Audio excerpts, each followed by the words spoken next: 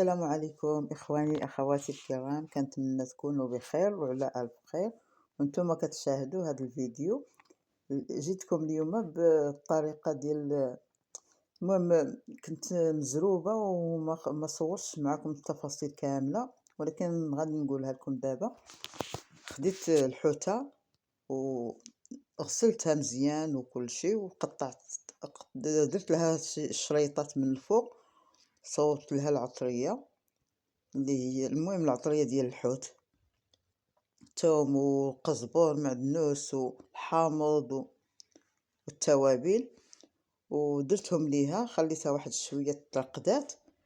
وهذاك لاصوص اللي بقى درت ليه الشعرية الصينية والقمرون.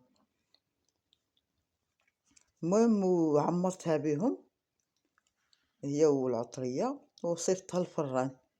مني جات من الفران خديت البصلة قطعتها مشلضة ودرت ليها واحد الثومات حتى هما مشلضين، وشويه د الابزار، شويه د الملحه وزيت العود، وشحرتهم. درت ليهم القمرون، هذه الكلامان مقطع دواور. من بعد ازايز، بعد ما سلقته مزيان وغسلته قطعته درته معاه حتى هو، وديتهم وجبتهم في هذا. تشحرت القلمه ديالهم. من بعد زدت ليه الملحه، شويه الملحه، ودرت ليه داك سميتو داك القشده الطاريه ديال الماكله. من بعد شحرته واحد شويه وحكيت فيه واحد مرتديلا، شويه مرتديلا.